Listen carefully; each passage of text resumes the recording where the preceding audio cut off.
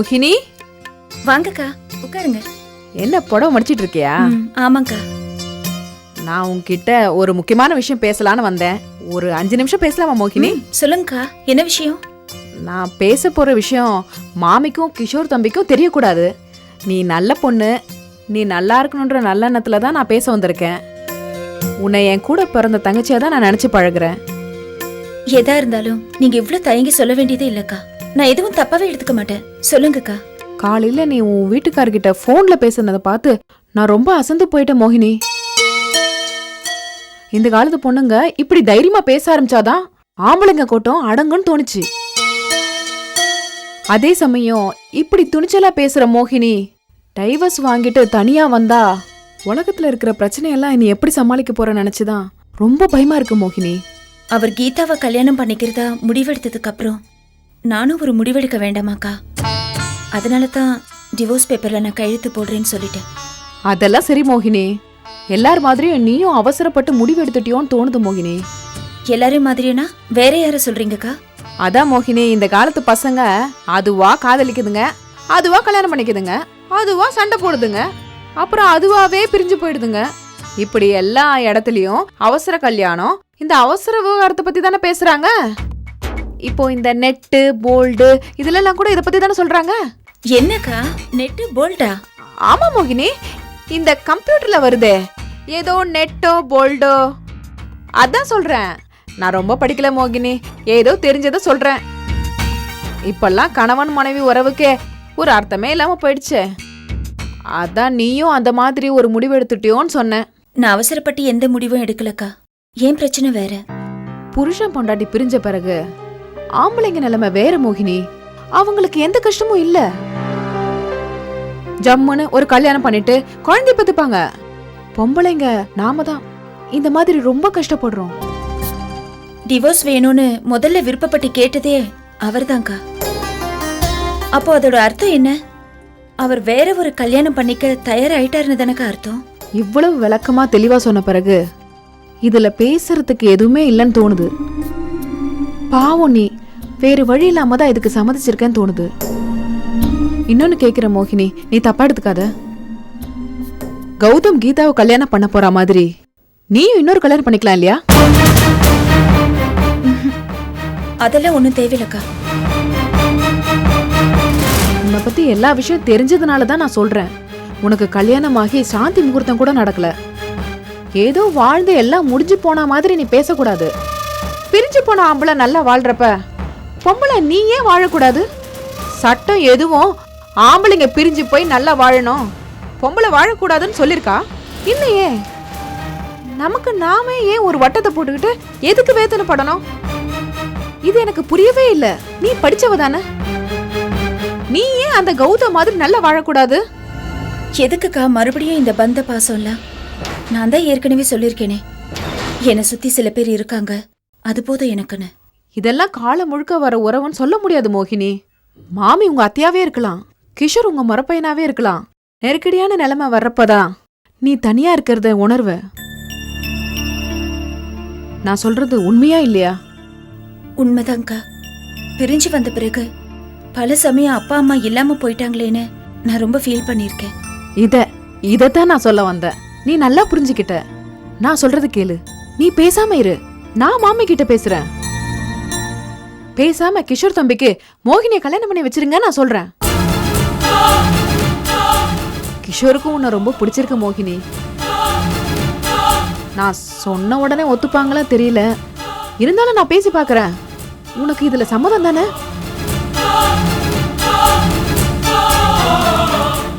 நீ நல்லா இருக்கணும்ன்ற அக்கறையில தான் இந்த முயற்சியே எடுக்கிறேன். நீ தப்பா எதுவும் எடுத்துக்கலையே? இல்லக்கா, நான் எதுவும் தப்பா எடுத்துக்கல. 5 நாள் கூட டைம் எடுத்துக்கோ மோகினி, தப்பே இல்ல. ஏன்னா இந்த மாதிரி விஷயமெல்லாம் ரொம்ப கவனமா பேசணும் மோகினி. மாமி கிட்ட பேசுறேன்னு சொல்லிட்டேனே தவிர கிஷோர் தம்பிக்கு எந்த அளவுக்கு விருப்பம் இருக்குன்னு எனக்கு தெரியல மோகினி.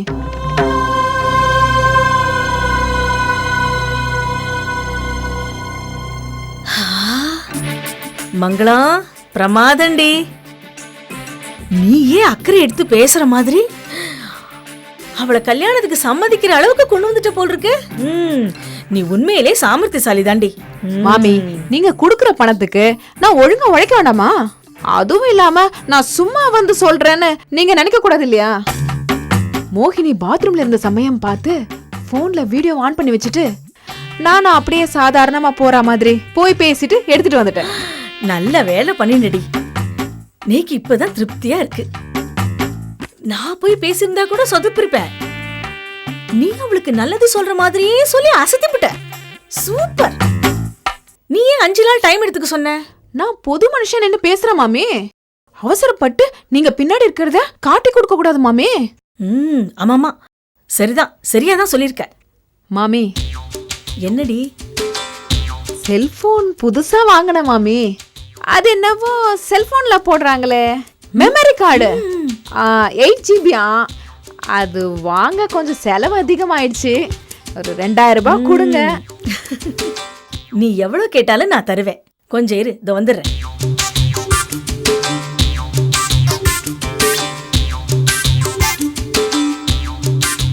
இதே வீடியோவை கிஷோர் தம்பி கிட்ட காமிச்சு ஒரு 2000 ரூபாய் வாங்கிடணும்.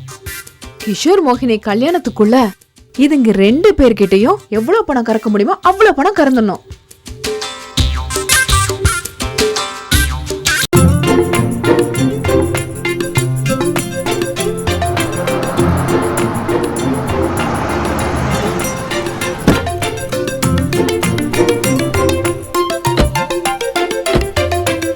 ராமு, நான் இங்கே வெயிட் பண்ணுறேன். அவங்கள வர சொல்லு.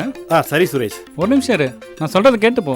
என்ன சுரேஷ்? ராமு, நீ நல்லா கார் ஓட்டுவ, அதுக்காக முன்னாடி உட்காந்துக்கிட்டு லெஃப்ட்டில் போ ரைட்டில் போன்னு பெரேடு வாங்காத. எல்லா டிரைவருக்குமே அடுத்தவங்க டிரைவிங்கில் உட்காந்து போனால் ஒரு பதற்றமாக தான் இருக்கும். சரி சரி சுரேஷ், ராமு, நீ நான் கூட்டு வா, நான் வெயிட் பண்ணுறேன்.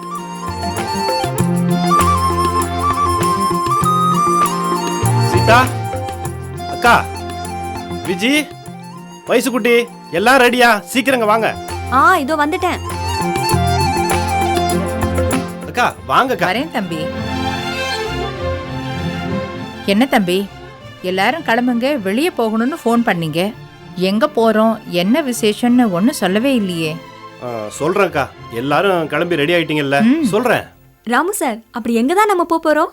இந்த ப்ரோக்ராமே நம்ம வயசுக்குட்டிக்காகத்தான். இன்னைக்கு சண்டே இல்ல, எல்லாரும் வண்டலூர் ஜூக்கு ஜாலியா போறீங்க.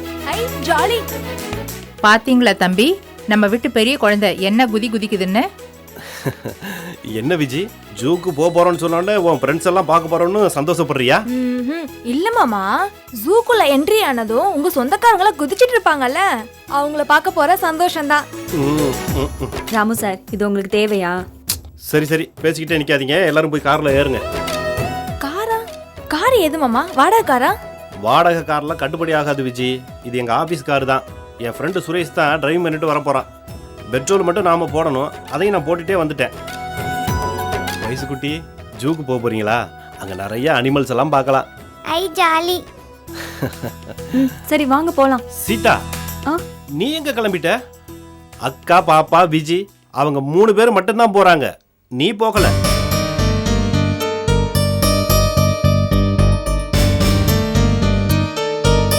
அக்கா இந்தாங்க, இதை செலவுக்கு வச்சுங்க.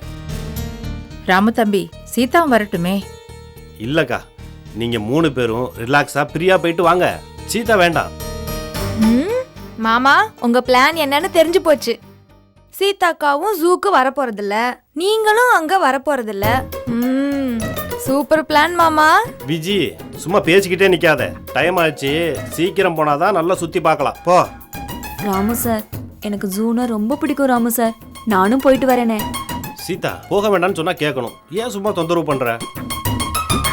ஏன் தம்பி, முதல்ல ஜூக்கு போறேன்னு சொல்லியிருந்தா சாப்பாடை செஞ்சு கேரியர்ல எடுத்து வச்சிருப்பேனே. போற வழியில சுரேஷ் கிட்ட பிரியாணி பார்சல் வாங்கி தர சொல்லியிருக்கேன். ஹை, பிரியாணியா?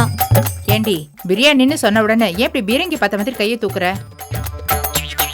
சரி, பாப்பா ட்ரெஸ், வாட்டர் பாட்டில் எடுத்து வச்சிட்டீங்கல்ல? சரி வாங்க போகலாம். வாங்க, பேக்கெல்லாம் எடுங்க. பேக் எடுத்துக்கோங்க. வா விஜி.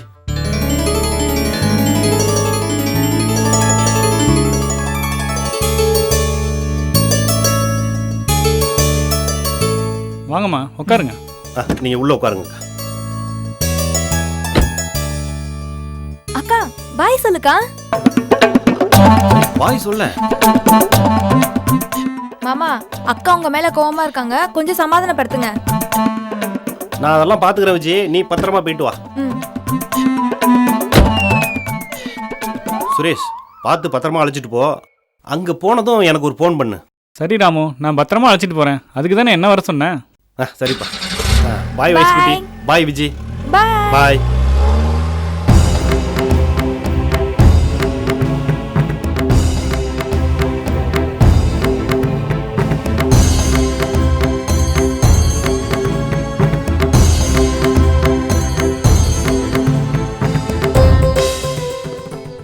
சீதா, எப்படியோ எல்லாரையும் வெளியே அனுப்பி விட்டாச்சு.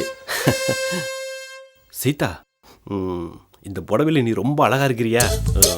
தலையில மல்லிகைப்பூ வேற நிறைய வச்சிருக்கிறியா? அதான். மாமா மாட்டினீங்களா? எதுக்கு எங்களை இவ்வளோ அவசரமா வண்டலூர் ஜூக்கு பார்சல் பண்ணி அனுப்புனீங்கன்னு டவுட் வந்துச்சு. ஒரு நிமிஷம் காரை நிறுத்தி வச்சுட்டு அதுக்காக தான் ஓடி வந்தேன். கன்ஃபார்ம் பண்ணிட்டேன் மாமா, கன்ஃபார்ம் பண்ணிட்டேன். சினிமா பார்க்க அனுப்புனா கூட சீக்கிரமா வந்துருவோன்னு வண்டலூர் அனுப்புறீங்களா? எப்படியும் வரதுக்கு சாயங்காலம் ஆயிடுமே. இது தெரியாம எங்க அக்கா மூஞ்சிய தூக்கி வச்சிட்டு இருக்காங்க. சீதாக்கா ஹாப்பியா? சி போடி, எழுந்து வந்த அவ்வளவுதான்.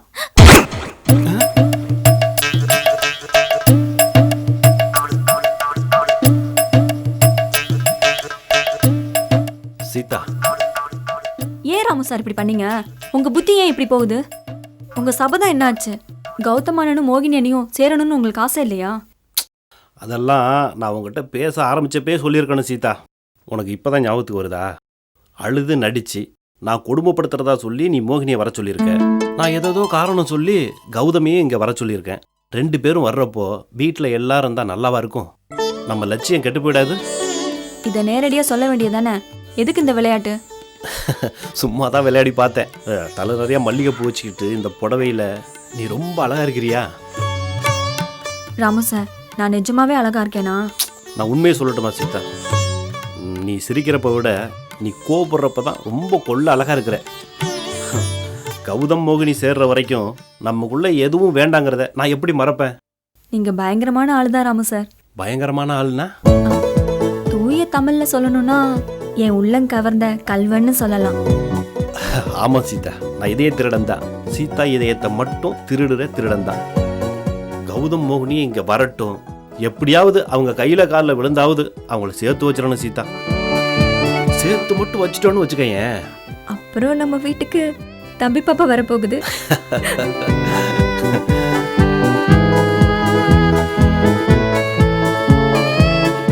அது என்னன்னு தெரியலங்க. இந்த மாதிரி விஷயத்த பேசுறப்ப மனுஷனுக்கு தானாவே ஒரு சந்தோஷம் வந்துருதுங்க. அப்படியே மனசு கடந்து துள்ளுதுங்க. என்னங்க நீங்களும் வெக்கப்பட்டு சிரிக்கிறீங்க?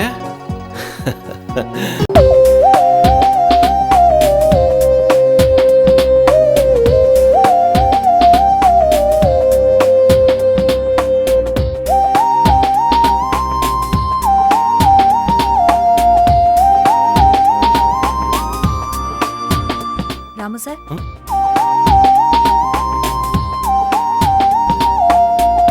சீதா, மோகினி எத்தனை மணிக்கு வர்றான்னு உங்ககிட்ட சொன்னுச்சு? 10:30 மணிக்கு வரேன்னு சொன்னாங்க. கௌதம் 10 மணிக்கே வர்றேன்னு சொன்னான். இன்னும் காணும். மணி 10:30 ஆக போகுது சீதா.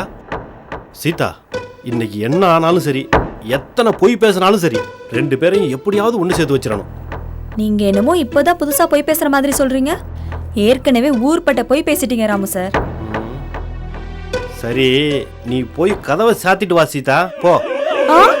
கதவை சாத்தவா? எதுக்கு? விஜி சொன்ன மாதிரி வீட்ல யாரும் இல்லைங்கிறத மனசுல வச்சுக்கிட்டு கதவை சாத்த சொல்றீங்களா?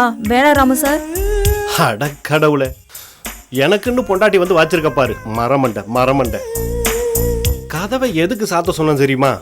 மோகினி கௌதம் யாரு வந்தாலும் காலிங் பெல் அடிப்பாங்க. நான் போய் பாத்ரூம்ல ஒளிஞ்சுக்கிறேன். மோகினி ஃபர்ஸ்ட்ல வந்தா அவளை ரிசீவ் பண்ணி ரூமுக்கு கூட்டு போய் உட்கார வையே. கௌதம் வர்ற வரைக்கும் மோகினி என்ன பார்க்க வேண்டாம். அது கேட்டா நான் குளிச்சுக்கிட்டு இருக்கேன்னு சொல்லு. அப்போ கௌதம் அண்ணன் வந்ததும் 2 பேரும் ஒருத்தருக்கு ஒருத்தர் பார்த்துக்கிட்டா போதும், பேசிக்கிட்டா போதும்னு நினைக்கிறீங்களா? அதேதான், நல்லா புரிஞ்சுக்கிட்ட. போய் கதவை சாத்து, போ.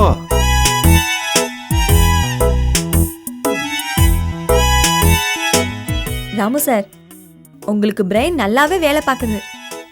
எல்லாம் என்ன கல்யாணம் பண்ணதுனால வந்த லக்கு தான். ஆமாமா, இவ்வளவு நாளா உனக்கு உன் தங்கச்சிகளுக்கெல்லாம் மாப்பிள்ளை தேடி மேரேஜ் புரோக்கர் வேலை பார்த்தேன். அதுக்காக தெரு தெருவா அலைஞ்சேன். இப்போ கௌதம் மோகினி சேர்றதுக்காக நான் பட்டினி கிடக்குறேன். இதெல்லாம் முன்னேற்றம் தான், நல்ல நேரம் தான், நீ வந்த லக்கு தான். நீங்க பட்னி கிடைக்கிறீங்களா? சும்மா விளையாடாதீங்க. காலையில கூட 4 இட்லி 4 பூரி சாப்பிட்டீங்க. நீங்க பட்னியா இருக்கீங்களா? சீதா, கொஞ்ச நேரத்துக்கு முன்னால உன்னை மரமண்டன்னு திட்டினல்ல, அது இந்த கேள்விக்கு தான். நான் எந்த பட்னியை சொல்றேன்னு உனக்கு தெரியலையா? சும்மா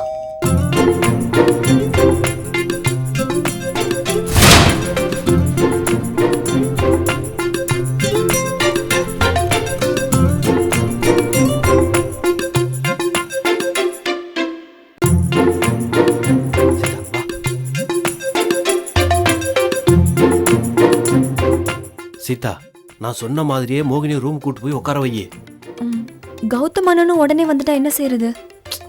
அவனையும் உள்ள கொண்டு போய் உட்கார வச்சிடலாம். அப்புறம் அப்புறம் என்ன, பிரிந்தவர்கள் ஒன்று கூடினா துள்ளாத மனமும் துள்ளும். நல்லது நடக்கும். நீ போய் கதவை தர, நான் கிணத்தடிக்கு போறேன். போ, போ, போ. நீங்க போய் ஒழிஞ்சுக்கோங்க.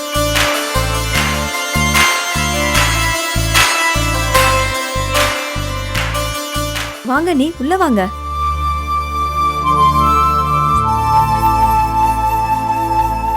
என்ன சீதா, வீட்ல யாரும் இல்லையா? ராம எங்க? அவரு கிணத்தடியில இருக்காரு. ராம இப்படி பண்ணுவான்னு நான் கொஞ்சம் கூட நினைச்சு பார்க்கல. உன்னை எப்படி திட்டலாம்? வீட்டை விட்டு வெளில போன எப்படி சொல்லலாம்? அவர் பேசுனதெல்லாம் நினைச்சா மனசுக்கு ரொம்ப கஷ்டமா இருக்கா. நீ சாப்பிட கூட முடியல. நீ சீதா என்ன இப்படி நடிக்குது? நடிக்க போறோன்னு என்கிட்ட சொல்லவே இல்லையே. மோகினி என்ன நல்லா லெஃப்ட் ரைட்டு வாங்க போகுது. ராம பின்பக்கமா தானே இருக்கா? நான் இப்பவே போய் என்ன இதுன்னு கேக்குறேன். ராமு, ராமு. அண்ணி, அவர் குளிக்க போனாரு, பாத்ரூம்ல இருப்பாரு. ராமு. யாரு, மோகினியா? நீ சீதாவோட ரூம்ல உட்காரு, நான் குளிச்சிட்டு வந்துடுறேன். வாங்க, நீங்க உள்ள உட்காருங்க.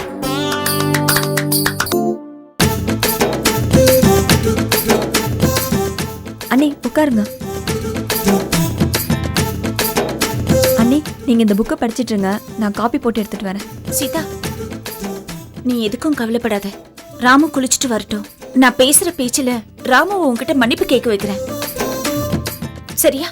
அப்புறம் உன் விருப்பப்படியே நீ குழந்தை பெத்துக்கலாம். உங்க அம்மாவும் சந்தோஷப்படுவாங்க. சரிங்க அண்ணி, நீங்க உட்காருங்க, நான் காஃபி எடுத்துட்டு வரேன்.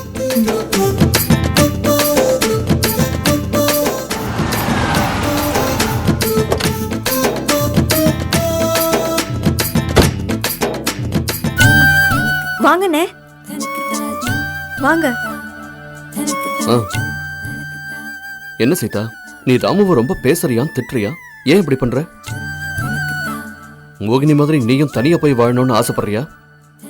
மோகினி பண்ற தப்ப நீயும் பண்ணாத. புருஷனை மதிச்சு பழகு. சரி, ராமு எங்க? ரூமுக்குள்ள தானே இருக்காரு, நீங்க போய் பாருங்க, நான் காஃபி போட்டு எடுத்துட்டு வரேன்.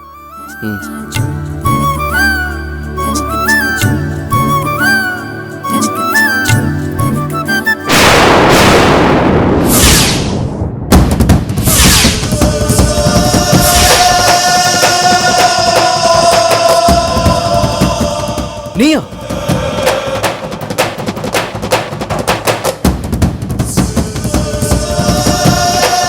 நீங்களா? இது ராமு வேலையா? ராமு,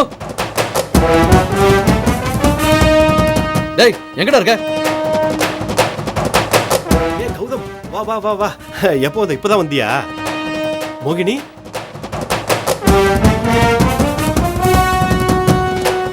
நீ எப்போ வந்த? 2 பேரும் சேர்ந்து வந்தீங்களா? ஏ சீதா, கௌதம் மோகினி 2 பேரும் சேர்ந்து வந்திருக்காங்க. ஒடியா ஒடியா ஒடியா, சீக்கிரம் வா சீதா. ஏ 2 பேரும் சேர்ந்து வந்திருக்காங்க பாரு.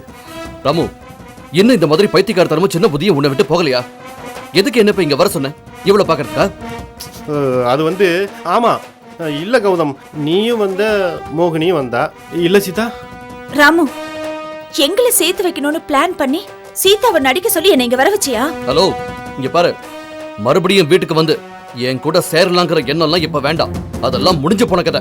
டேய், நான் அப்படிப்பட்ட எண்ணத்துல வந்தேன்னு உங்ககிட்ட யார் சொன்னா? தேவையில்லாம நீங்க பேசாதீங்க. நீங்க தான் கீதாவை கல்யாணம் பண்ணிக்க போறேன்னு என் முகத்துக்கு நேராவே கோவில வச்சு சொல்லிட்டீங்கல்ல, அப்புறம் என்ன? அது இந்த ராமுக்கு தான் தெரியல. ஏதோ நல்லது செய்யறதா நினைச்சு சீதாவை விட்டு வீட்ல சண்டை, நீங்க வந்து பேசுங்க அண்ணின்னு போன் பண்ண வச்சு என்னை இங்க வர வச்சிருக்காங்க. ஏன் சீதா இப்படி நடிச்ச? உங்களால நான் இவர்கிட்ட எவ்வளவு அவமானப்படுறேன் பாத்தியா? சாரி அண்ணி, நீங்க 2 பேரும் பிரிஞ்சிருக்கிறதால கல்யாணம் ஆன நாங்க 5 சகோதரிகளும் எந்த சந்தோஷம் இல்லாம இருக்கோம். எங்க அம்மா ரொம்ப வேதனைப்படுறாங்க. அதனால தான் உங்க 2 பேரையும் எப்படியாவது சேர்த்து வைக்கணும்னு ட்ரை பண்றோம்.